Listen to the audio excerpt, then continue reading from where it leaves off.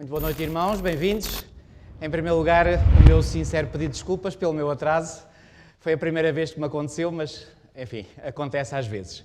Muito bem, nós hoje vamos iniciar um capítulo que é um capítulo extremamente importante, juntamente com o capítulo de Daniel 7, que nós vimos, aliás, concluímos a semana passada.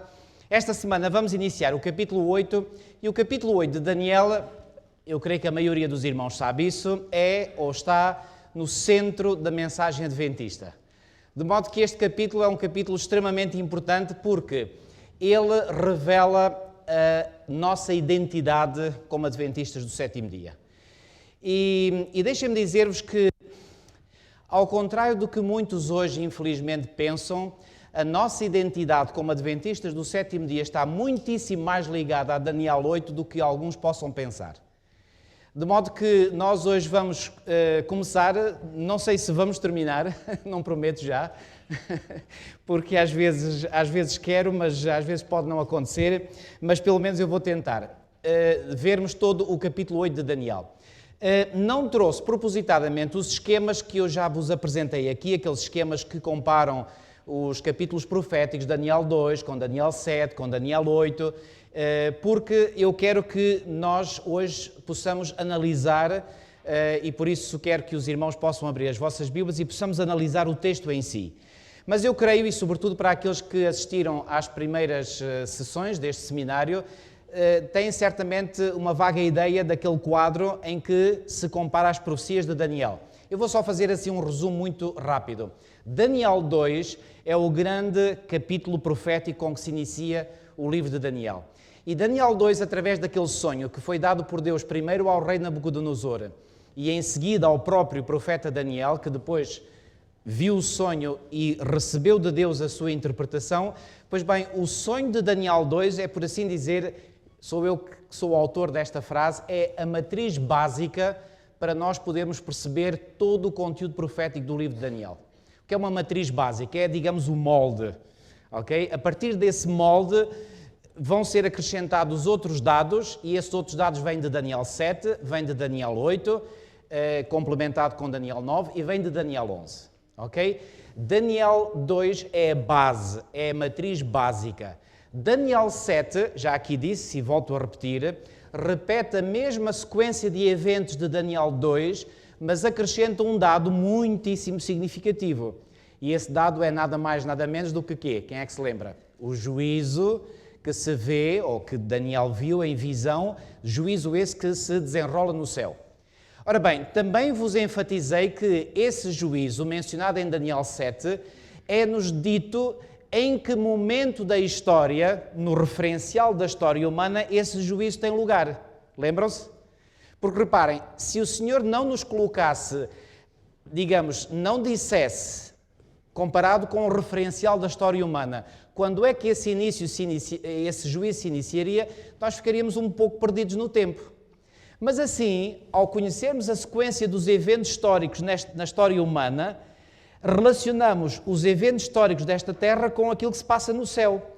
E Daniel 7 nos diz, reparem, eu estou a repetir aquilo que eu disse a semana passada, Daniel 7 nos dá uma imagem muito clara de quando é que esse juízo no céu se iniciaria. Então nós ficamos a saber o quê? Ou ficamos a saber o quê a partir do estudo de Daniel 7? Que esse juízo no céu não tem lugar durante o tempo do reinado de Babilónia, nem após o reinado de Babilónia, também não tem lugar durante o tempo do reinado da Medo-Pérsia, nem após o reinado da Medo-Pérsia. Esse juízo no céu também não tem lugar durante o reinado da Grécia, nem após o fim ou após o reinado da Grécia. Também vimos que esse juízo no céu não tem lugar durante o tempo de domínio do Império Romano pagão. Também vimos que esse juízo não tem lugar durante o tempo em que reinou a ponta pequena, ou o chifre pequeno, que vai seguir-se ao período dos 10 reis, que por sua vez se seguem ao período de Roma papal. Aquilo que nós ficamos a saber a partir de Daniel 7 é que o juízo no céu, e esse juízo é em favor de quem? Digam lá, quem é que sabe? É em favor dos santos do Altíssimo. Eu repeti isto muitas vezes, eu espero que isto não saia da vossa mente, da vossa memória, tá bom? Então, esse juízo em favor dos santos do Altíssimo inicia-se apenas quando? algures após 1798, exatamente. Porquê? Porque em Daniel 7, ora abram lá as vossas Bíblias em Daniel 7, vamos só recordar este ponto. Daniel 7, portanto, diz que, vamos ler os versículos 24, 25 e 26, diz assim, os 10 chifres, isto é o anjo a explicar em pormenor a Daniel, depois de Daniel pedir uma explicação mais pormenorizada sobre o quarto animal, lembram-se? E lembram-se de eu vos ter dito porque é que Daniel não pediu uma explicação pormenorizada nem do primeiro, nem do segundo, nem do terceiro animais, e só do quarto? Porquê? Quem é que se lembra? Porque é do quarto animal que ele viu surgir 10 chifres. E depois desses 10 chifres, ele viu surgir um outro chifre que abateu a 3 dos 10 chifres, e esse chifre fazia o quê? Fazia guerra, olhem lá, versículo 21. Eu olhava e eis que este chifre fazia guerra contra os santos, e não só fazia guerra contra os santos, o que é que acontecia? Prevalecia contra eles.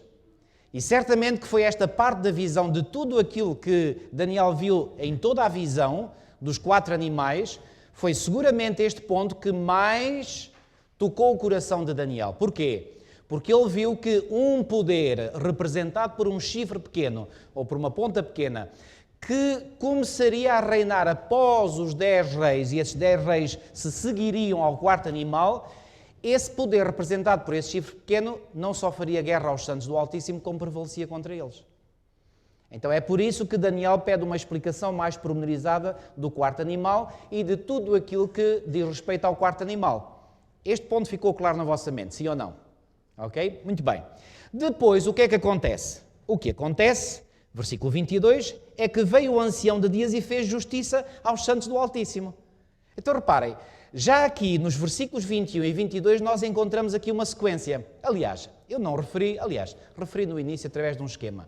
O capítulo 7 de Daniel apresenta por 3 vezes uma sequência, e a sequência é essa. Olha, se quiserem até registar, aqueles que estão a tirar apontamentos, ponham assim. Chifre pequeno é o primeiro ato, digamos. Depois do chifre pequeno é o julgamento no céu e finalmente Deus estabelece o seu trono. Ok? Então, há uma sequência cronológica de eventos em que o chifre pequeno reina. Depois de o chifre pequeno reinar durante um tempo, 2 tempos e metade de um tempo, Deus faz justiça através de um juízo e, finalmente, quando esse juízo estiver terminado, Deus estabelece o seu reino. E esta sequência aparece primeiro nos versículos 7, aparece primeiro nos versículos 8 a 14, depois nos versículos 21 a 22 e, finalmente, nos versículos 25 a 27. Ok? Então, reparem. Aqui nos versículos 21 e 22, reparem, no versículo 21 temos aqui o domínio do chifre pequeno. No versículo 22, Deus intervém através do juízo, para quê? Para fazer justiça aos santos do Altíssimo. E olhem a última parte do versículo 22. E veio o tempo em que os santos possuíram o reino. Reparem nesta sequência. O chifre, reparem, desculpem-me a minha repetição. Eu sei que a repetição às vezes pode ser enfadonha para alguns, mas para outros pode ter um efeito pedagógico. E o que eu quero aqui é que a minha repetição tenha um efeito pedagógico. Então reparem, há uma sequência que se repete 3 vezes no capítulo 7 de Daniel. A sequência volta a dizer, o chifre pequeno domina, depois de terem dominado os 10 reis, depois de terem dominado o quarto animal, e claro, o quarto animal domina após o terceiro, e o terceiro domina após o segundo domina após o primeiro. Portanto, reparem, primeiro animal, segundo animal, terceiro animal, quarto animal. Depois do quarto animal segue-se a fase dos 10 reis, e depois da fase dos 10 reis segue-se a fase de domínio da ponta pequena. E esta ponta pequena dura durante um período muito alargado de tempo, que é os tais 1260 anos literais. Depois, quando esses 1260 anos literais chegam ao fim, só depois, algures após esse período profético ter chegado ao fim, é que Deus vai fazer juízo. E quando esse juízo estiver terminado, os santos possuem o reino. Está clara esta sequência? Então vamos lá ver. Este chifre pequeno dura quanto tempo o seu domínio? De 538 a 1798. Algures no tempo, que é o que iremos agora ver do estudo de Daniel 8 e 9, algures depois de 1798, Deus inicia o seu juízo. Quando o juízo terminar, Deus vai estabelecer o seu reino e nesse reino estabelecido por Deus os santos vão lá estar. Em que fase da história nós estamos hoje? Nós estamos na fase do julgamento, mas estamos a chegar ao fim do julgamento. E se estamos a chegar ao fim do julgamento, qual é a fase que vem a seguir? Deus estabelecer o seu reino. E Deus estabelece o seu reino como? Através da sua segunda vinda. Está claro isto? Sim ou não? Ok? Pergunto, em que fase da história estamos hoje? Reportoriando-nos a Daniel 7. Estamos na fase do juízo.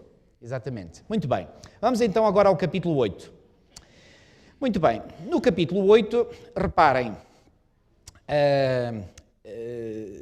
estes acontecimentos aqui retratados aconteceram sensivelmente no ano 551 a.C. E então diz assim, no ano terceiro do reinado do rei Belsazar, já agora, este rei Belsazar, não sei se recordam, foi o último rei do Império de Babilónia. Lembram-se? Capítulo 5, em que ele fez aquela orgia, aquele banquete e gozou com o Deus verdadeiro, pegou nos utensílios que o seu avô tinha trazido de Jerusalém, etc, etc. Aquilo foi uma autêntica orgia, a gozar contra os israelitas e, sobretudo, contra o Deus de Israel. Bom, estamos ainda, atenção, estamos ainda no reinado de Babilónia e, em particular, no reinado do último rei que reinou em Babilónia, que foi o rei Belsazar. Então, estamos no ano terceiro do reinado do rei Belsazar, e agora diz aqui, eu, Daniel, tive uma visão depois daquela que eu tivera a princípio.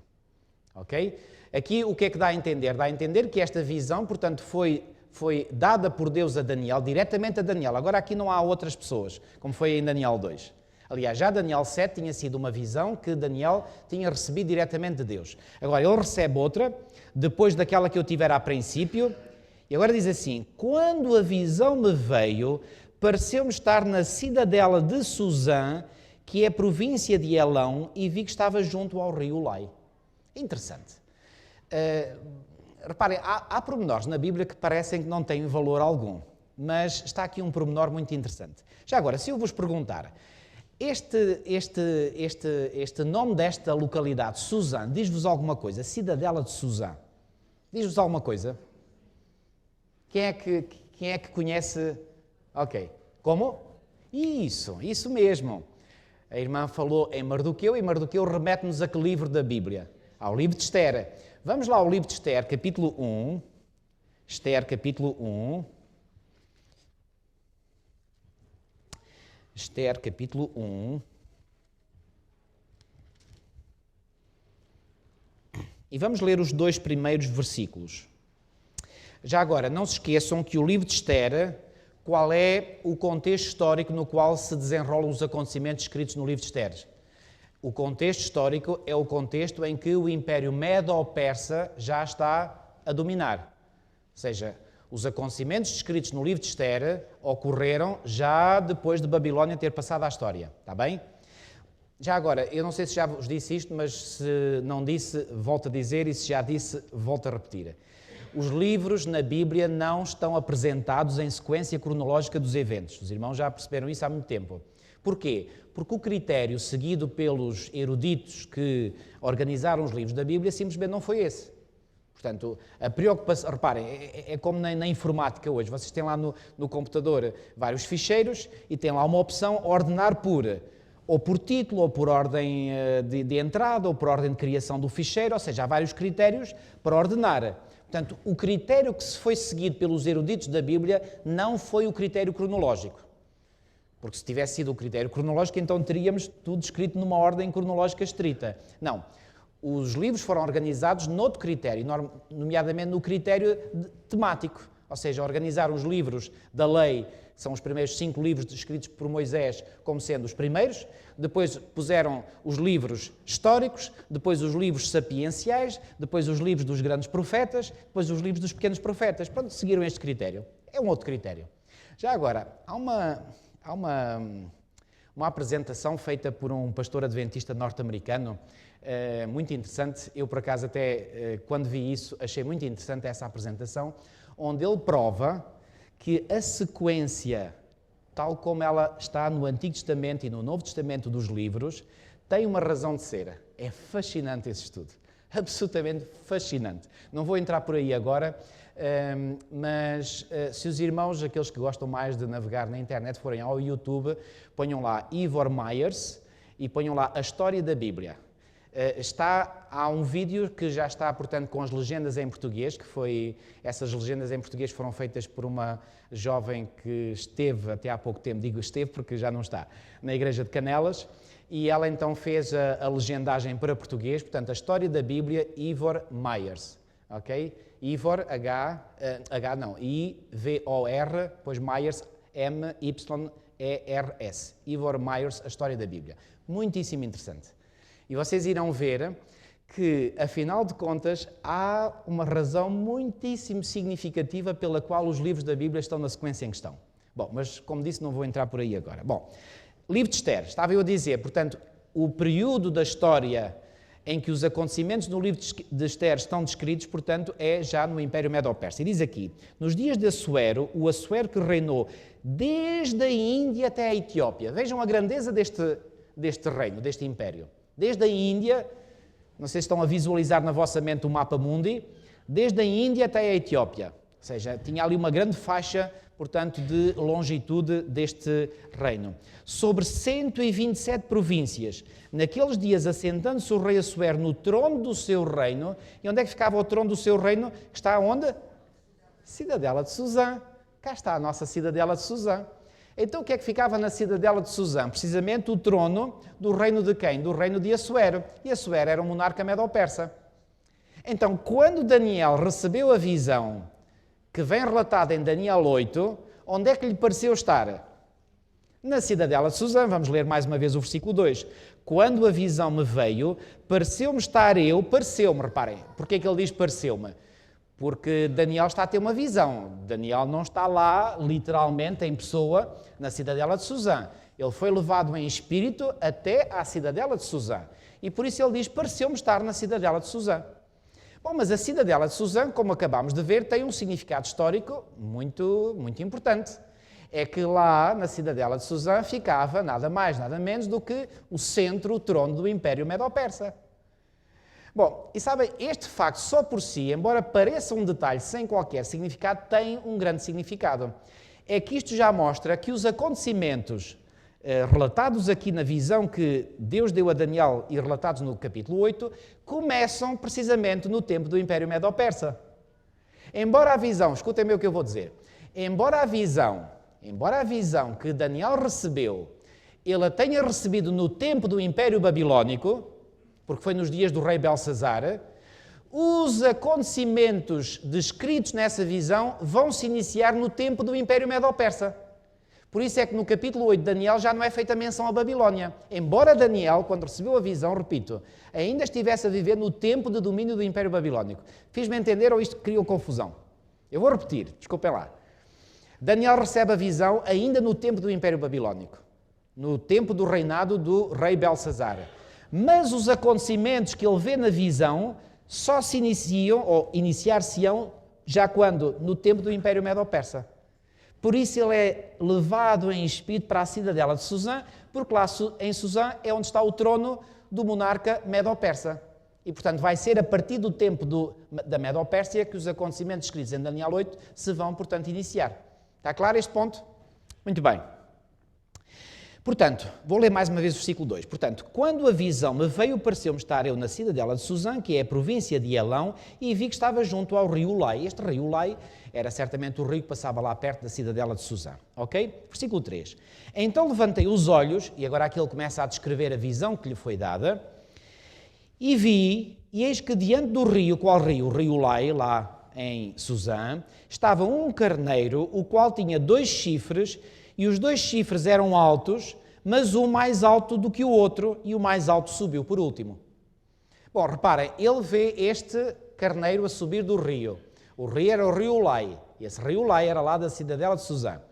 O que é que este carneiro representava? Bom, eu vou saltar, dar um salto, que é para os irmãos não ficarem na expectativa. Bom, eu estou agora a imaginar, entre aspas, que vocês não percebem nada do capítulo 8. Ok? Então eu vou-vos dar a explicação, o que é que este carneiro representa. Vamos passar para o versículo 20, e no versículo 20 deste mesmo capítulo 8 diz assim: aquele carneiro com 2 chifres que viste são os reis da Média e da Pérsia. Então, se o carneiro representa os reis da Média e da Pérsia, nada melhor do que representar este carneiro a surgir do rio que estava precisamente perto da cidade onde estava o trono dos reis da Média e da Pérsia. Isto faz sentido, sim ou não? Faz todo o sentido. Ok? Então vamos lá voltar atrás, onde estávamos. Ok, então este carneiro tinha 2 chifres, os 2 chifres eram altos, mas um mais alto do que o outro. Ora, o que é que os chifres representam? Os chifres também representam reinos. Lembram-se que os 10 chifres do quarto animal representavam o quê? Vamos lá a Daniel 7, só para recordar. Ok, diz lá assim, versículo 24, Daniel 7, 24. Os 10 chifres correspondem a 10 reis, mas nunca se esqueçam que em linguagem profética, quando normalmente no contexto profético se fala em reis, é o mesmo que falar de reinos. Então os 10 chifres do quarto animal representavam ou simbolizavam 10 reinos. Então os 2 chifres deste carneiro, que Daniel viu na visão de Daniel 8, representam o quê? 2 reinos. Que 2 reinos são esses? Está na cara. O reino da Média por um lado e o reino da Pérsia por outro. Porque o reino Medo-Persa, ou o Império Medo-Persa, era uma coligação de 2 impérios, de 2 reinos. O reino dos Medos e o reino dos Persas. Já agora, persas, diz-vos alguma coisa? Para os dias atuais, qual é a nação hoje que subsiste que é a herdeira dos persas? Quem sabe? Irão, exatamente. Irão. Aliás, antes do Ayatollah Khomeini ter chegado ao poder, ainda me recordo disto, eu tinha 16 anos, foi em 1979, como é que se chamava o antigo líder político desse país? Era o Shah. Shah de quê? Da Pérsia, exatamente, Shah da Pérsia. Bom, não é chá de beber, é chá. Não sei porque é que dão esse nome a essa função, mas, portanto, Shah quer dizer o líder, e, portanto, o líder da Pérsia. Portanto, o Irão é o país hoje, nos nossos dias, que são os herdeiros da antiga nação, ou do antigo império dos persas. Ok? Os medos, esses perderam-se. Mas há nações que subsistem. É o caso do Egito, é o caso de... Já agora, por exemplo, o antigo Império Assírio, acho que já aqui vos fiz referência, a sua capital, o Império Assírio, foi o império que precedeu o Império de Babilónia. Pois bem, o Império Assírio tinha a sua capital em Nínive. Lembram-se quem é que foi enviado para lá a contragosto, mas foi lá. Quem é que lá foi? Jonas, exatamente. Jonas acabou por pregar em Nínive. Sabem qual é o nome da cidade, o nome atual da cidade de Nínive? Quem é que sabe? Isto são só detalhes. Mossul. Já ouviram falar na cidade de Mossul, no Iraque? Pois bem, façam uma busca, por exemplo, na internet e vejam lá Mossul. Bom, não quer dizer que a antiga cidade de Nínive esteja exatamente no mesmo local, mas as ruínas de Nínive estão praticamente ali ao lado da cidade de Mossul. E a cidade de Mossul é uma cidade do Iraque. Ok? Da mesma forma que a antiga Babilónia, a antiga cidade de Babilónia, não há lá nada mais. Não se esqueçam que a Bíblia disse que Babilónia seria convertida em ruínas e nunca mais seria habitada. E nunca mais foi. Cumpriu-se a palavra de Deus à letra. Quando Deus diz uma coisa, está dito. Portanto, Babilónia, a antiga Babilónia, está, agora não me recordo exatamente a quantos quilómetros, mas não sei se são 20, são 30, são 40, a sul da atual capital do Iraque, é Bagdade. Okay? Portanto, reparem, todos estes países do Médio Oriente, como podem os irmãos imaginar, têm uma riquíssima história. E, portanto, foi o deleite durante décadas e décadas de equipas de arqueólogos que andaram lá a espiolhar e acabaram por descobrir aquilo que alguns punham em causa, que era a veracidade histórica da Bíblia. E hoje em dia não há dúvidas nenhumas, mesmo entre os ateus, agnósticos e incrédulos, não há dúvida nenhuma de que, historicamente, o que a Bíblia diz está absolutamente correto. Eles podem pôr em causa as realidades sobrenaturais apresentadas na Bíblia, mas a historicidade da Bíblia, ninguém mais, com o mínimo bom senso hoje, põe-se em causa. Por qualquer pessoa que se atreva a pôr em causa a historicidade dos relatos bíblicos, bom, deve ser algum doente mental que precisa de ir para o hospital psiquiátrico, porque é impossível. Portanto, hoje em dia está mais do que provado. Okay? Só um louco mesmo é que se atreve a pôr em causa isso. Okay? Eu recordo-me que na visita que fiz a Israel em 2009, vimos lá, perto de Cesareia, lá uma pedra que tinha sido encontrada não há muito tempo atrás, que é uma inscrição de Pôncio Pilatos. E durante muito tempo se pôs em causa a existência histórica de Pôncio Pilatos. Ninguém mais hoje põe em causa que houve um homem chamado Pôncio Pilatos e que ele existiu e que foi rei da Judeia. Portanto, todos os dados históricos da Bíblia praticamente estão mais do que provados. Não sei se os irmãos se recordam, sobretudo aqueles mais antigos, nos anos 50, portanto do século passado, obviamente, foi publicado um livro de nome E a Bíblia Tinha Razão. Não sei se alguém se lembra desse livro. Bom, esse livro, deixem-me dizer-vos, aparentemente o título parece ser um livro em favor da Bíblia. E de certo modo é, mas cuidado, esse livro é muito perigoso. E vou-vos explicar porquê. Embora o título seja E a Bíblia Tinha Razão, o que é que esse livro faz? Esse livro prova, por A mais B, por vários estudos arqueológicos que tinham sido feitos até àquela época, da altura da publicação do livro, que, portanto, todos os relatos históricos da Bíblia eram corretos. Só que o livro põe em causa a sobrenaturalidade dos eventos nela descritos. Ou seja, por exemplo, nega que houve um mar vermelho que se abriu, literalmente. Então diz, não, isso pode-se provar, como lá um determinado sítio havia, portanto, uma elevação do fundo marinho e, portanto, o povo passou portanto, por esse sítio, a água dava-lhe mais ou menos pela cintura e passaram por ali. Não, mas isso vai completamente contra o relato bíblico, que diz que se formou quase como uma barreira de água do lado esquerdo e outra do lado direito. Portanto, isso anula completamente o relato bíblico. O maná, não, isso não foi o maná, isso eram umas ervinhas que havia no deserto e que davam uma florzinha, parecia algodão, e, portanto, isso era o maná. Não, também não. Portanto, tentam racionalizar os milagres descritos na Bíblia e tentar encontrar uma causa natural para aquilo que é de origem sobrenatural. Não sei se me fiz entender. Agora, o autor ou os autores desse livro foram obrigados a admitir que a historicidade dos relatos bíblicos, isso não dá para pôr em causa mais, ok? Bom, vamos voltar aqui ao nosso texto de Daniel 8, ok? Muito bem. Então, estes dois chifres eram altos, agora, mas um mais alto do que o outro. Sabe o que é que isso significava? Que havia uma assimetria nesta coligação. Ou seja, um dos reinos, já vos disse, era uma coligação de dois reinos, do reino dos Medos e do reino dos Persas, e desta coligação resultou uma coligação que era assimétrica, ou seja, o que é que isso significa? Um reino era mais forte do que o outro. Qual era o reino que era mais forte do que o outro? Bom, depende do tempo em que nós estamos, porque no início, em que estes dois reinos se juntaram, o reino mais forte era o reino dos Medos. E por isso é que no livro de Daniel se fala primeiro dos Medos e depois dos Persas. Mas se forem ao livro de Esther, hão de reparar que lá no livro de Esther, primeiro é feita menção aos persas e só depois aos medos. Porquê? Porque no tempo do rei Assuero, já os persas estavam na posição dominante e os medos estavam na posição inferior. Ok? É um detalhe histórico. Ok? Por isso é que, por exemplo, quando nós vemos aquela imagem do urso, Daniel 7, o urso inclina-se mais para um lado. Porquê? O urso é assimétrico, ou seja, dos dois reinos que compunham a coligação, um era mais forte que o outro. Por isso, ele não está simétrico, ele está, portanto, de lado. Ok? Muito bem. Versículo 4. Vi que o carneiro dava amarradas para o ocidente. Agora reparem aqui nos pontos cardeais mencionados. Para o ocidente, primeiro ponto cardeal mencionado. E para o norte e para o sul. E nenhum dos animais lhe podia resistir. Reparem, se ele dava amarradas para o ocidente, reparem, para o ocidente, para o norte e para o sul. De que ponto cardeal é que... Qual é o ponto cardeal que não é mencionado aqui? É mencionado o ocidente, o norte e o sul. Qual é o que falta? É o oeste, exatamente. Então o que é que isso pressupõe? Que este carneiro vinha de onde? Vinha do oeste. E portanto, o que é que ele faz? Ele inicia as suas conquistas no leste e então ele vem do leste e vem a investir quer para o ocidente, que está à frente dele, reparem, imaginem que o leste está para trás, para as costas, ele agora dirige-se para o ocidente, então dá amarradas para a frente, dá amarradas para a direita, para o norte, e dá amarradas para a esquerda, para o sul. Ou seja, o campo de visão que está à frente dele é conquistado pelo animal. Mas isto dá-nos a imagem de quê? De um animal, volto a dizer, que vem do leste.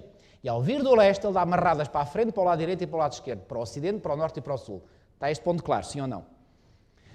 Agora, ele continua a dar amarradas, porque ele tem dois chifres, e, portanto, com os chifres dá amarradas. Reparem, isto é linguagem simbólica, estamos todos claros sobre este ponto. E nenhum dos animais lhe podia resistir. O que é que isto significa na prática? Que não havia reino que pudesse subsistir perante a força deste reino. Que reino era este? Vamos voltar a lembrar o reino dos Medo-Persas. Nem havia quem pudesse livrar-se do seu poder. Ou seja, o que é que isto mostra? Que este poder tornou-se a grande superpotência mundial.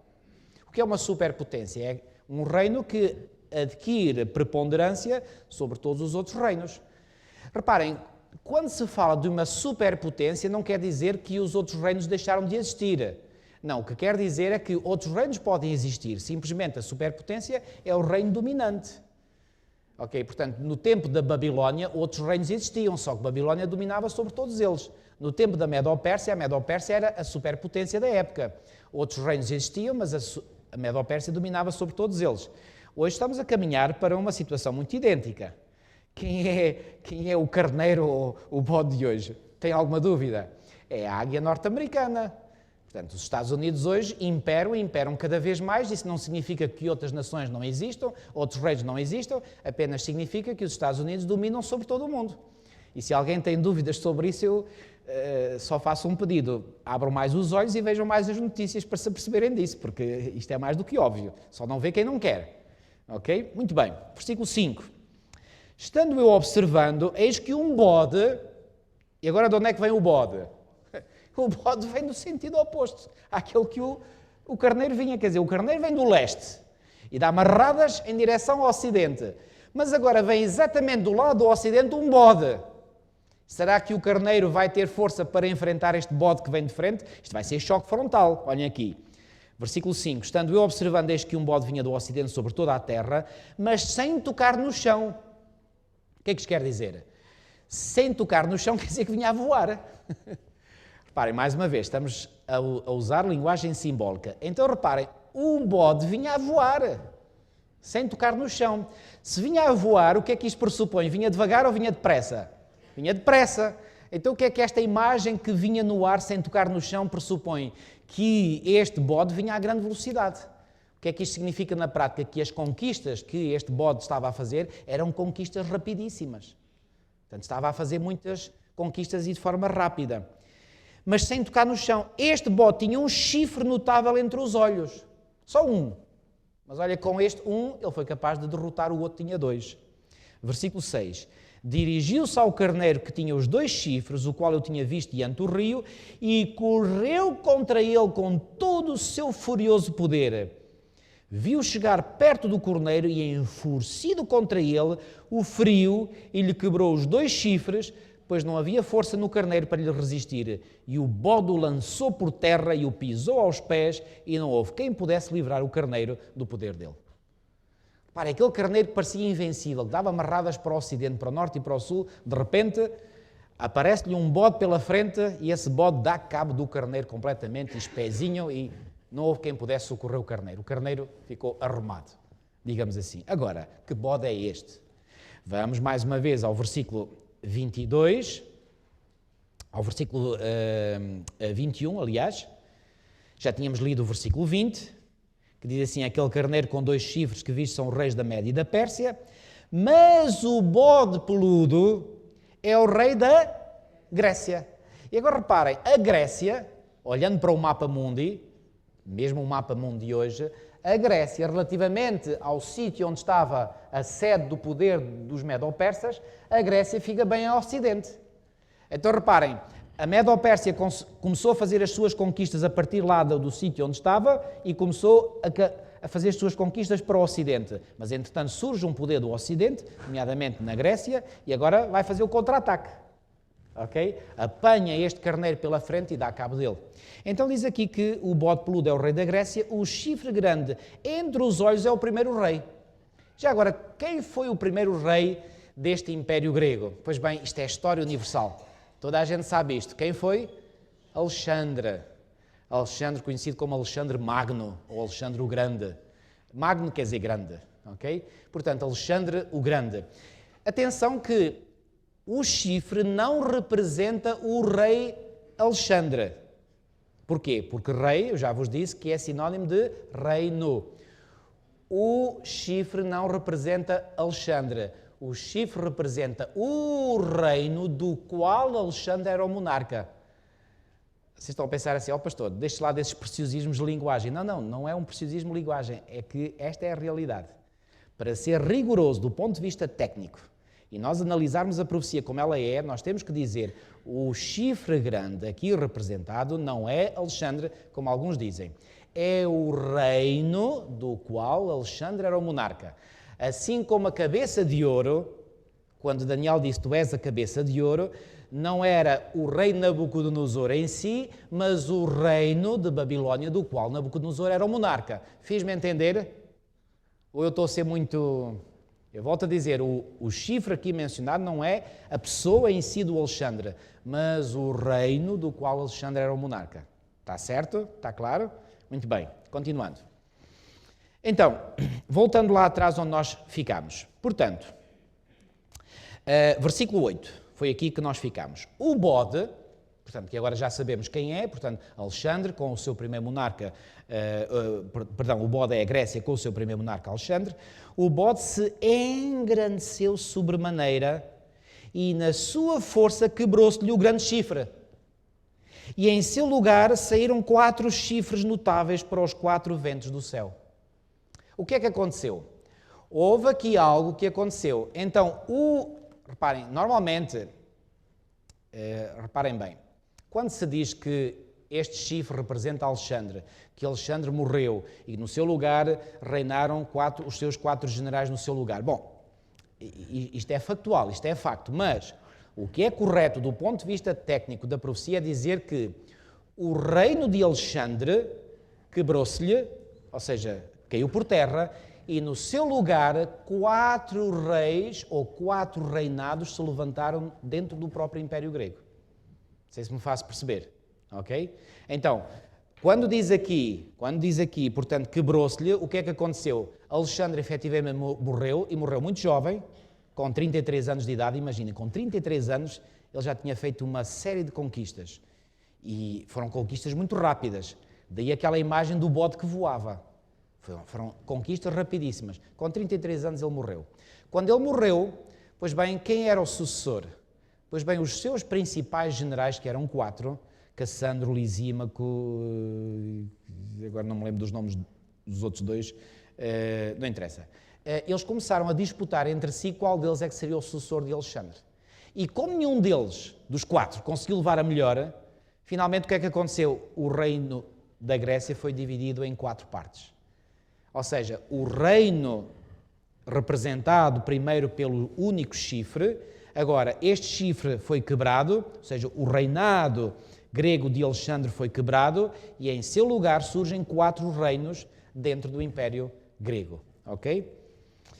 Então diz assim, versículo 9, de um dos chifres saiu um chifre pequeno e se tornou muito forte para o sul, para o oriente e para a terra gloriosa. Bom, temos agora aqui, neste versículo 9, um problema, não sei se as vossas versões dizem mais ou menos o mesmo. Deixem-me ler aqui esta versão que eu tenho aqui, esta outra versão, quanto ao versículo 9, portanto, diz assim Daniel 8:9, diz assim, portanto, e de uma delas, ou seja, de uma ponta, saiu uma ponta muito pequena, a qual cresceu muito para o meio-dia, para o oriente e para a terra formosa. Aparentemente, este texto dá a entender que de uma das pontas ou de um dos chifres é que saiu outro chifre. Pois bem, este texto aqui do versículo 9 já criou um grande problema teológico. Aliás, não foi este o único problema. Não sei se já os irmãos já ouviram falar, eu pelo menos já aqui fiz referência a um grande teólogo que houve no nosso meio, Dr. Desmond Ford, que morreu há relativamente pouco tempo e que em 1980, no ano de 1980, ele pôs em causa a interpretação adventista sobre Daniel 8, particularmente das 2300 tardes e manhãs, do chifre pequeno, do princípio de ano, ele pôs uma série de coisas em causa. E ele também aqui pôs em causa, portanto, que este chifre pequeno fosse o papado, como nós interpretamos, e já iremos ver porquê, porque ele diz aqui que é de uma ponta ou de um dos chifres que saiu outro chifre, que é o chifre pequeno. Pois bem, quando o Dr. Desmond Ford avançou com este argumento, apanhou, podemos dizer assim, muitos, ou a maior parte, para não dizer todos, os nossos teólogos desprevenidos. Só que, entretanto, sabem que às vezes, perante uma crise, isso dá-nos a oportunidade de às vezes nós podermos aprofundar ainda mais o nosso conhecimento. Reparem, quando às vezes eu sinto que alguém põe em causa alguma crença que eu tenho, longe de às vezes esse pôr em causa, longe de pôr em causa a minha crença, muitas vezes até me ajuda a fortalecer ainda mais. Porquê? Porque eu vou pegar nos argumentos contra essa crença que eu tenho e vou investigar mais. E como resultado da investigação, o que é que normalmente resulta? Normalmente resulta que a minha crença ainda sai mais fortalecida. Não sei se já vos aconteceu a cada um de vós, certamente que sim. Ora bem, os nossos teólogos foram estudar todos estes argumentos apresentados pelo Dr. Desmond Ford, num livro assim bem grosso, e então o que é que eles descobriram? Que aqui no versículo 9, quando diz aqui de um dos, na versão original em hebraico não aparece lá a palavra que é aqui traduzida por chifres ou por pontas.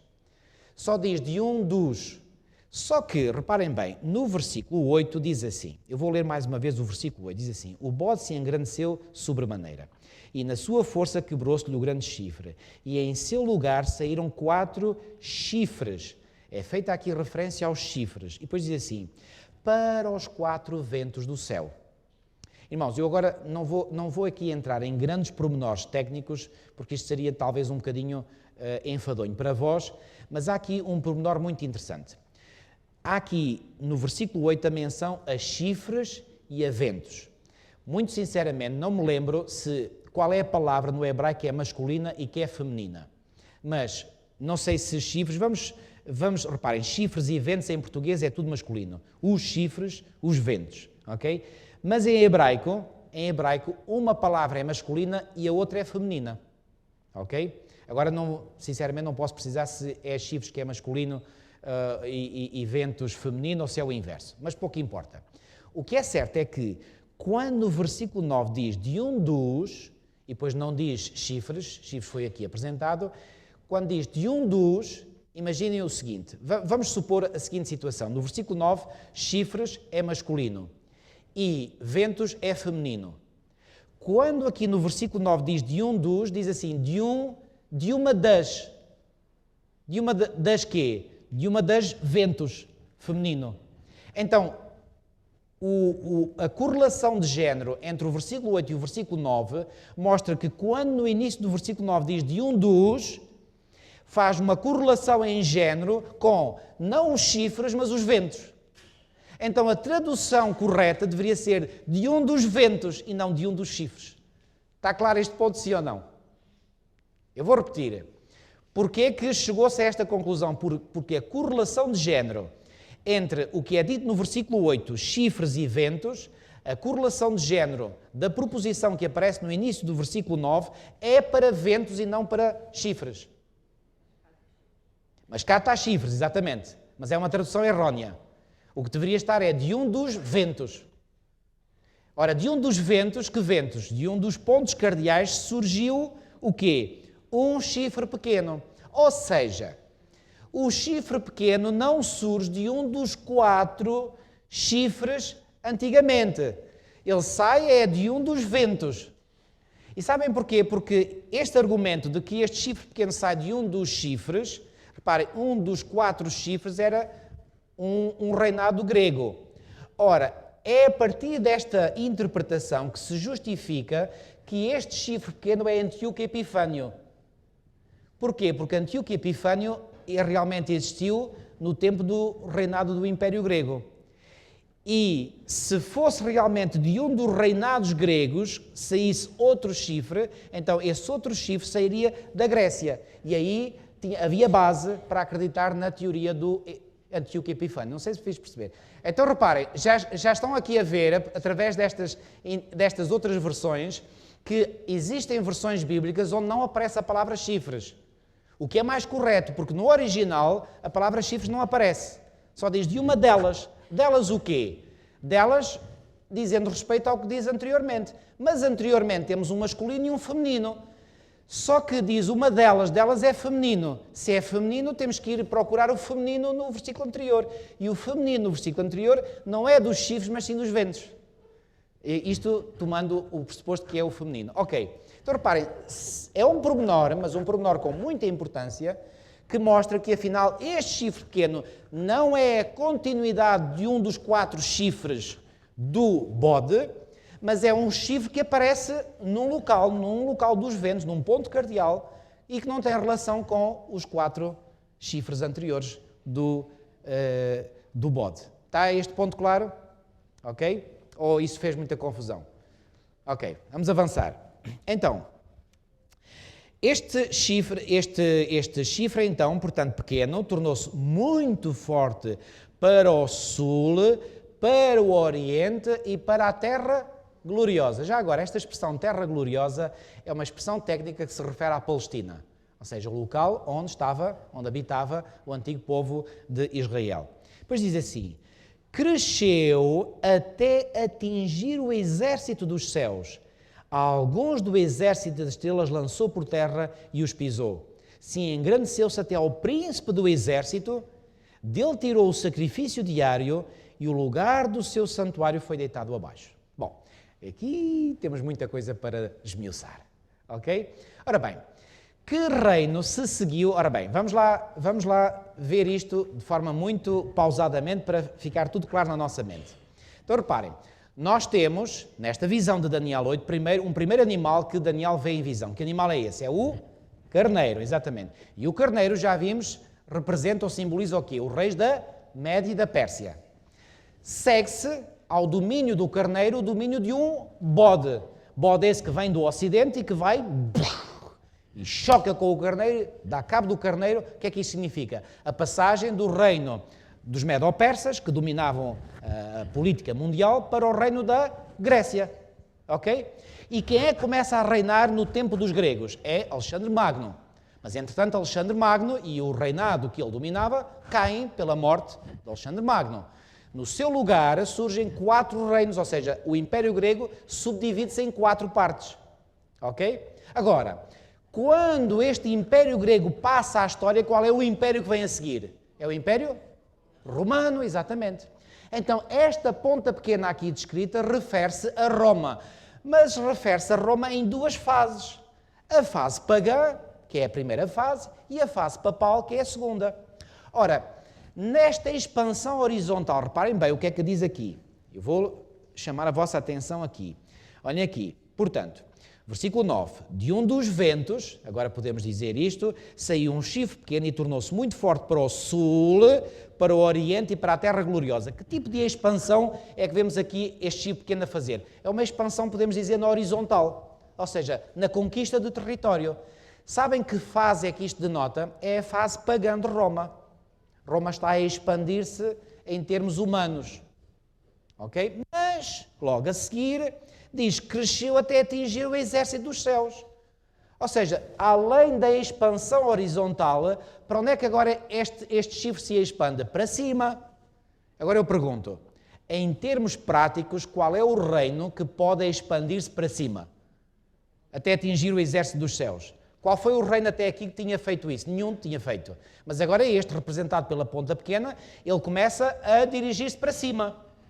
Quando começa a dirigir-se para cima, agora já se passa aqui. Reparem, vocês percebem claramente que aqui estamos numa outra fase. Não a fase da expansão horizontal, mas podemos agora aqui falar de uma expansão vertical, na vertical. Então aqui entramos na fase papal. Porquê?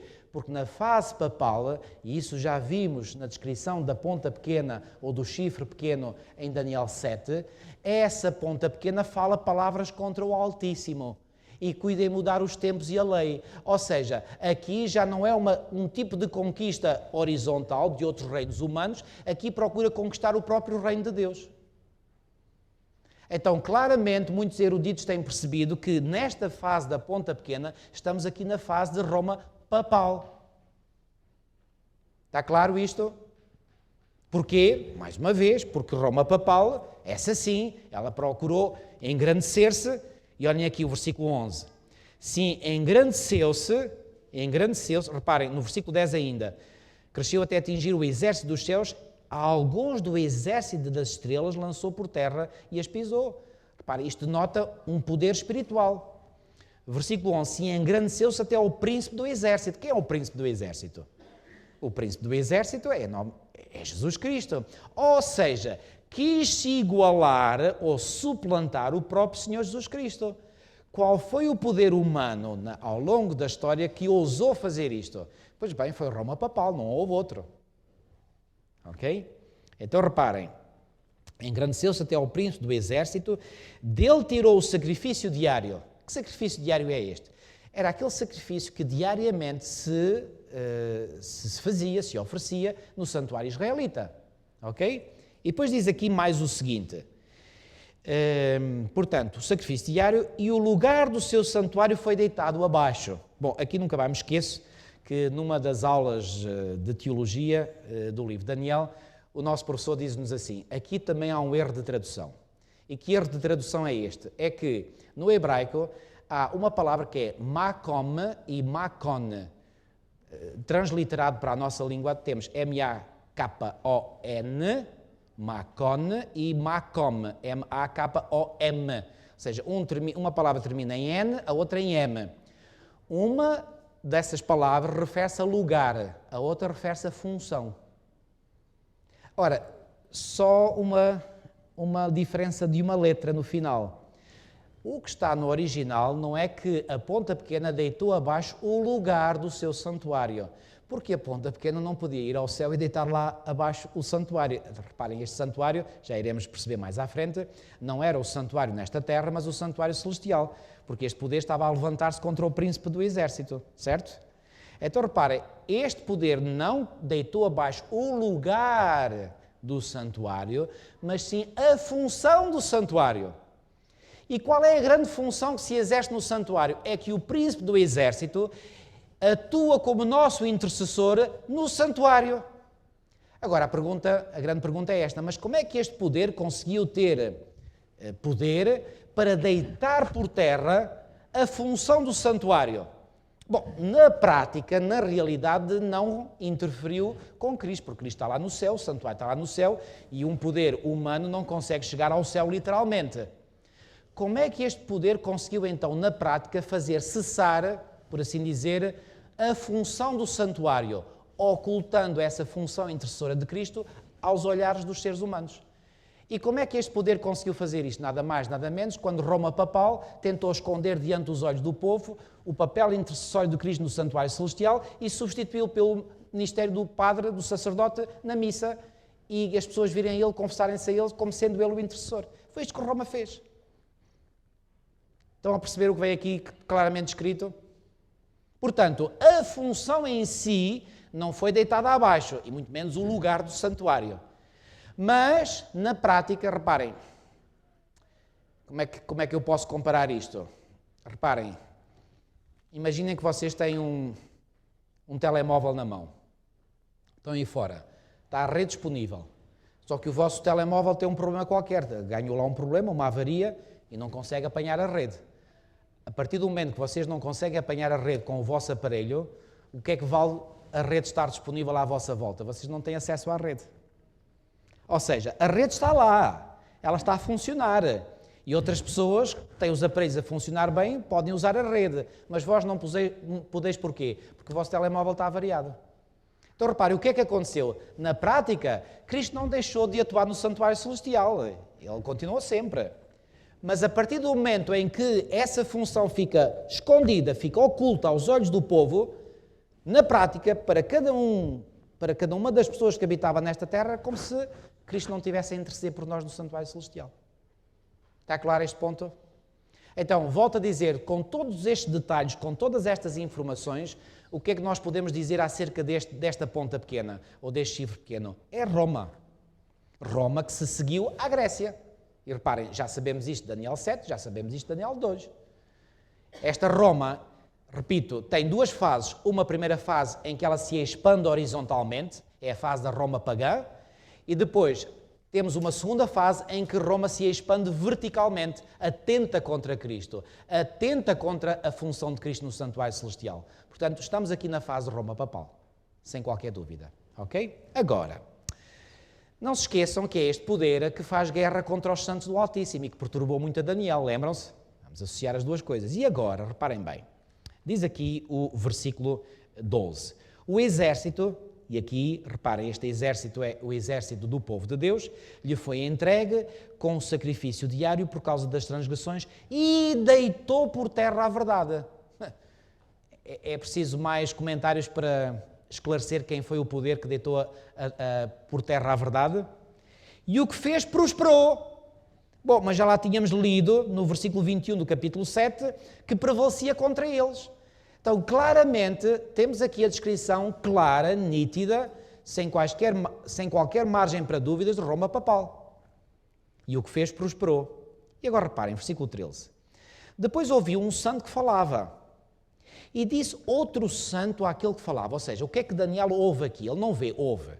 Ele ouve um diálogo entre santos. Estes santos aqui provavelmente são anjos. Então há um anjo que está a falar e depois há outro anjo que vem falar com ele e faz-lhe a pergunta: até quando durará a visão do sacrifício diário e da transgressão assoladora, visão na qual é entregue o santuário e o exército a fim de serem pisados?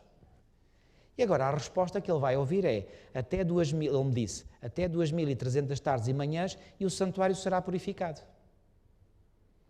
E quando Daniel ouve esta resposta, santuário, eu faço-vos a pergunta, irmãos, reparem, se calhar alguns de vós até podem estar um bocadinho confundidos nesta fase. E se estiverem, não se sintam mal, porque Daniel também ficou, e muito. Quando Daniel ouviu esta voz do santo a falar e a dizer que o santuário só seria purificado, que santuário? Bom, reparem, é o santuário que estava a ser assolado. Assolado de que forma? Através do ataque da ponta pequena, que estava a ocultar à vista do povo o ministério de Cristo nesse mesmo santuário. E agora aqui Daniel ouve que esse santuário só seria purificado ao fim de quanto tempo? 2300 tardes e manhãs. E só depois desse tempo ter chegado ao fim é que o santuário seria purificado. Irmãos, vamos ser muito terra a terra. Quando Daniel ouve isto, muito honestamente, digam lá, em que santuário é que vocês pensam que Daniel pensou imediatamente? Como? O santuário terrestre, exatamente. E onde é que estava esse santuário terrestre? Em Jerusalém. Então, e Daniel não sabia que esse santuário tinha sido completamente destruído, avassalado, deitado por terra? Ora, quando Daniel ouve dizer, reparem, a mente de Daniel, onde é que estava? Lembram-se no capítulo 6, nós vimos que ele orava 3 vezes por dia, virado para onde? Virado para Jerusalém, com as janelas do seu quarto abertas. Então reparem, durante todos os anos que Daniel esteve exilado em Babilónia, onde é que estava o seu pensamento? O seu pensamento estava em Judá, e nomeadamente em Jerusalém, e ainda mais precisamente no templo que estava lá em Jerusalém, tinha sido arrasado. Agora, Daniel ouve na visão que este santuário só seria purificado ao fim de 2300 tardes e manhãs. Imediatamente Daniel não pensa noutro santuário, a não ser, como disse o irmão e muito bem, no santuário terrestre. Agora, a grande questão que vai perturbar a mente de Daniel é esta: ó Senhor, só ao fim de 2300 tardes e manhãs é que o santuário será purificado? O que é que ele entendeu por ser purificado? É que o santuário será reconstruído novamente, será reposto? Sabem, desculpem usar esta expressão, quase que ia dando um chilique a Daniel. Porquê? Porque Daniel ficou quase para morrer. E olha o que diz o texto a seguir. Vamos ler o versículo 15. Versículo 15. Havendo eu, Daniel, tido a visão, procurei entendê-la. Porquê? O que é que isto quer dizer? Que ele não entendeu nada. E eis que se me apresentou diante uma com uma aparência de homem. Quem era este ser que apareceu com a aparência de homem? Certamente um anjo. E agora reparem, já vamos ver que anjo era. Vamos ver, versículo 16. E ouvi uma voz de homem de entre as margens do Ulai. Qual era o Ulai? O Ulai era o quê? O rio lá que passava aonde? Na cidadela de Suzã. Ok? Reparem, ele está na visão. A qual gritou e disse: Gabriel, dá a entender a este que é Daniel, a visão.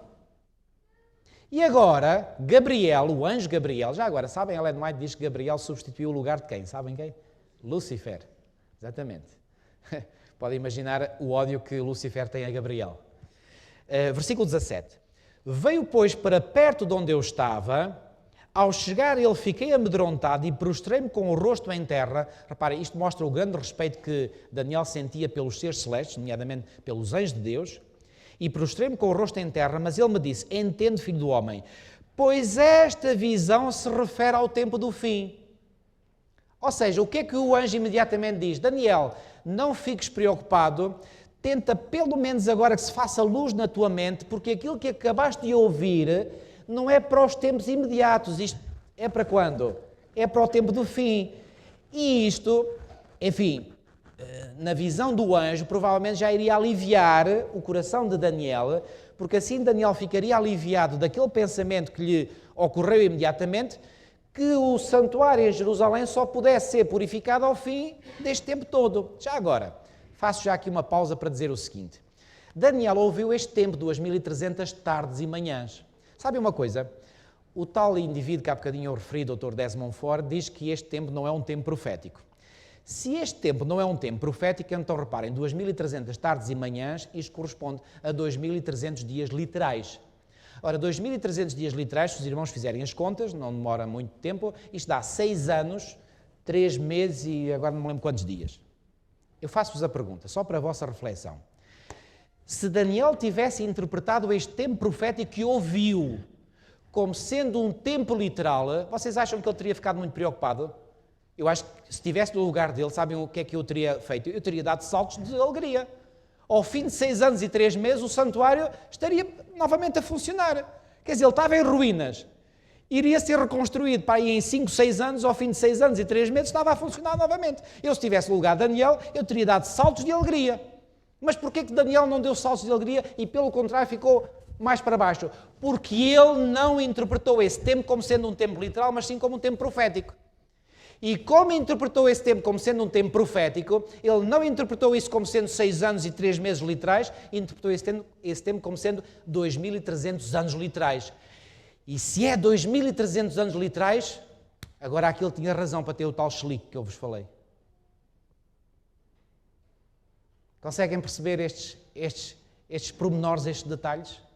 Ou seja, o argumento do Dr. Desmond Fora de que este tempo não é um tempo profético cai completamente por terra. E Daniel vai ficar extremamente perturbado. E vamos continuar a ler. Olhem aqui. Reparem, apesar de o anjo Gabriel lhe dizer aqui, olha Daniel, não te preocupes porque esta visão se refere ao tempo do fim. Mas mesmo assim iremos ver que isto não foi suficiente para confortar o coração de Daniel. Versículo 18.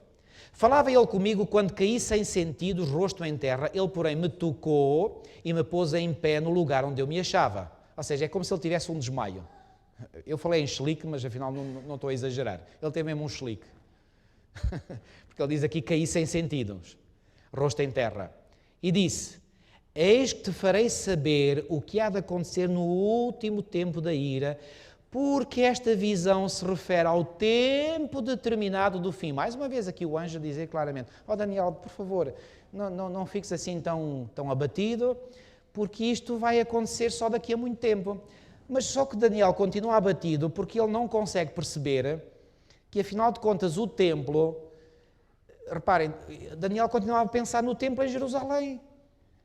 E o anjo diz-lhe assim, reparem, tentem pôr-se no lugar, na pele de Daniel.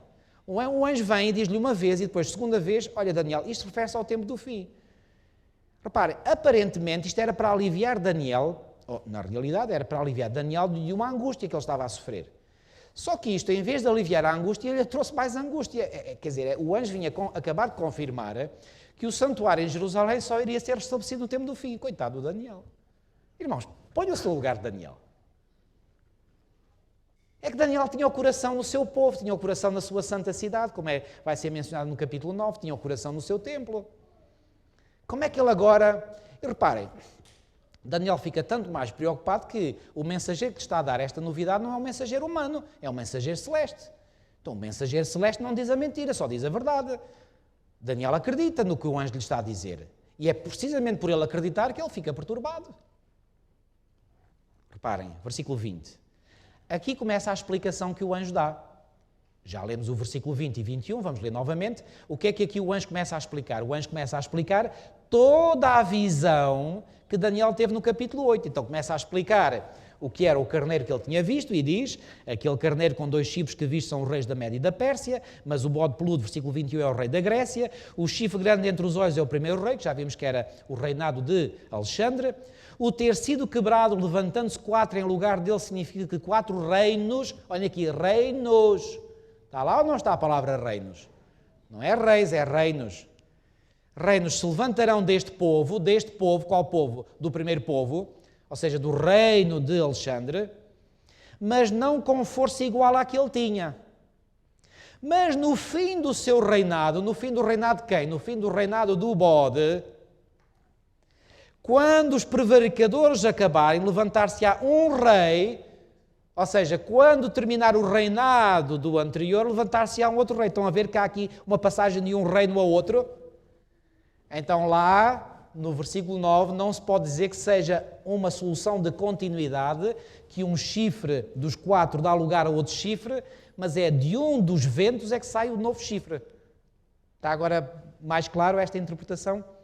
Então, no fim do seu reinado, volto a dizer, versículo 23, ou seja, do reinado dos 4 chifres, ou do reinado dos 4 generais, numa palavra, do reinado do bode, que representava a Grécia, quando os prevaricadores acabarem, levantar-se-á um rei de feroz catadura e especialista em intrigas. Bom, este rei de feroz catadura e especialista em intrigas, muitos eruditos têm visto nesta descrição mais um indício claro da descrição de Roma. Roma realmente foi especialista em intrigas. E deixem-me acrescentar, ainda é especialista em intrigas. E não vou falar mais por agora. Versículo 24. Grande é o seu poder, mas não por sua própria força, causará estupendas destruições, prosperará. Estas estupendas destruições pode estar incluída aqui a fase pagã, em que Roma domina com poder de ferro. Reparem que em Daniel 7 nós vemos o 4º animal com dentes de ferro a esmiuçar tudo que encontra pela frente. Prosperará e fará o que lhe aprouver, destruirá os poderosos e o povo santo. Aqui à luz de Daniel 7, esta destruição do povo santo já é feita por quem? Já é feita pela fase papal de Roma. Não tanto pela fase pagã, mas pela fase papal. Ou seja, o que é que Daniel 8, ao falar da ponta pequena, mistura, ou seja, as fases, quer dizer, dá para perceber uma diferença. Mas Roma é Roma, pronto. Os 4 ventos normalmente estão associados aos 4 pontos cardeais. Portanto, ali no versículo 9, a ideia que quer transmitir é que de um desses pontos cardeais, reparem, assim como o carneiro tinha vindo do leste, o bode tinha vindo do ocidente. Pois bem, essa ponta pequena vai vir de um ponto cardeal também. A ideia é essa. Aqui estamos a falar, portanto, de estes ventos aqui é mais associado aos pontos cardeais. Portanto, a ideia é que a ponta pequena vem de um determinado ponto cardeal. Ok? Assim como o carneiro tinha vindo do leste, o bode tinha vindo do ocidente, essa ponta pequena surge de outro ponto cardeal. Ok? E aí o texto é coerente. Muito bem. E já agora, não vou entrar em mais detalhes, mas há uma conotação muito forte com o norte, porque o rei do norte, por exemplo, mencionado no capítulo 11 de Daniel, está associado, por exemplo, ao norte, mencionado em Isaías 14, portanto, de onde vem, quando diz, por exemplo, que Lúcifer queria ascender e sentar-se nas extremidades do norte. Há aí uma ligação muito forte, simbólica, mas deixa-me acabar então aqui o versículo 8, estamos mesmo o capítulo 8. Então diz assim: por sua astúcia, versículo 25, nos seus empreendimentos, está a falar de que rei? Do reino representado pela ponta pequena, ou pelo chifre pequeno. Fará prosperar o engano, olhem aqui o engano, estamos mesmo a ver de quem é que se trata, no seu coração se engrandecerá e destruirá a muitos que vivem despreocupadamente. Ou seja, aqueles que vivem despreocupadamente seriam fácil alvo deste poder que engana. Mas levantar-se-á contra o príncipe dos príncipes, isto já tinha sido referido, mas será quebrado sem esforço de mãos humanas, será quebrado, ou seja, chegará ao fim por intervenção sobrenatural. Porquê? Sem esforço, como diz aqui, de mãos humanas, ou seja, sem intervenção divina, sem intervenção humana, ou seja, pela intervenção divina. Versículo 26. E agora reparem, o anjo Gabriel, que está a explicar a Daniel a visão que ele tinha tido, só diz isto. A visão da tarde e da manhã, que visão da tarde e da manhã é esta? É aquela visão em que ele viu 2300 tardes e manhãs. O anjo diz só isto assim: a visão da tarde e da manhã que foi dita é verdadeira. Não diz mais nada, não diz o que é que ela significa, só diz que é verdadeira. Depois diz assim: tu, porém, preserva a visão, porque se refere a dias ainda muito distantes. Irmãos, reparem, pensem bem nisto. Deixem só fazer este comentário. Hoje estou a compensar o tempo da semana passada, que acabámos mais cedo. Deem-me só mais 5 minutos e eu termino. Reparem bem. O anjo Gabriel veio junto de Daniela em resposta àquele pedido que ele ouviu, dizendo: Gabriel, dá a entender a esta visão.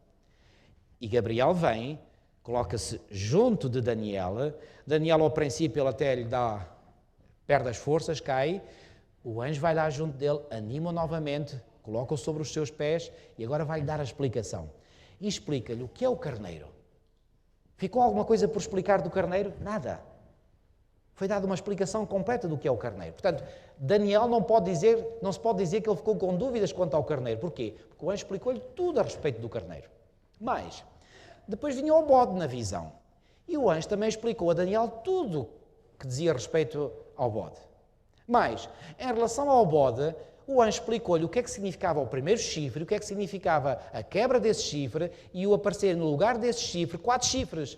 Explicou isso tudo. Depois, o anjo Gabriel também explicou a Daniel o que é que significava aquele outro chifre pequeno, ou aquela ponta pequena que surgiria, o que ela faria, as malabaristas que ela iria fazer contra o povo de Deus, deitar a verdade por terra, etc. Explicou isso tudo a Daniel. Quando chegou àquela parte das 2300 tardes e manhãs, só lhe disse: essa visão é verdadeira. Mas não lhe disse mais nada, não lhe explicou mais nada. E sabem uma coisa? Olhem como termina o capítulo 8. Daniel diz assim no final do capítulo 8: eu, Daniel, enfraqueci e estive enfermo há alguns dias. E porquê que ele enfraqueceu e ficou enfermo há alguns dias? Então me levantei e tratei dos negócios do rei, espantava-me com a visão e não havia quem entendesse. Como é que Daniel ficou? Depois da explicação, podemos dizer que ainda ficou pior. Agora, a grande pergunta que eu faço é esta, porque isto vai ser agora o que iremos abordar na próxima semana. Pensem nisto. O anjo Gabriel, irmãos, desculpem-me a repetição, o anjo Gabriel explica a Daniel o que era o carneiro, o que era o bode, o que era o primeiro chifre e depois os 4 chifres que seguiram ao bode. Explica depois o que é a ponta pequena, o chifre pequeno, o que é que a ponta pequena iria fazer na sua fase horizontal, depois na sua fase vertical. Só não explica a visão da tarde e da manhã. E reparem, era isso o mais importante que Daniel queria saber. E porque Daniel não consegue entender o que é aquele tempo enigmático, ele fica doente por alguns dias. Então reparem, o que é que Daniel percebeu de toda esta visão? Aquilo que ele mais queria saber, o que é que era aquele tempo, é isso precisamente que não lhe é dito. E Daniel fica doente. E ele diz mais: não havia quem entendesse. Porquê é que acham que ele diz não havia quem entendesse? Porque eu estou mais do que convencido que ele partilhou com os seus amigos, nomeadamente com Ananias, Misael e Azarias, o que ele tinha visto, explicou a eles certamente detalhe por detalhe a visão e perguntou: olha, vejam lá se vocês conseguem ter iluminação suficiente para perceber o que é este tempo. E nem Ananias, nem Misael, nem Azarias foram capazes de dar uma resposta. Daniel ficou doente. Porquê é que ele ficou doente? Porque ele não conseguia conceber na sua mente que fosse preciso passar tanto tempo para o santuário ser purificado. O que é que estaria por detrás desta mensagem? É o que iremos ver no capítulo 9. Até para a semana que vem, então. Vamos terminar com uma oração.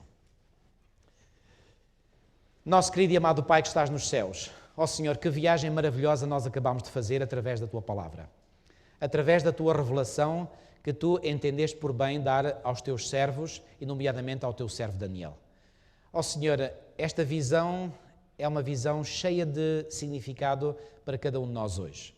Senhor, hoje nós começamos apenas a ver alguma parte do que significa esta visão, mas o mais importante ainda está para vir.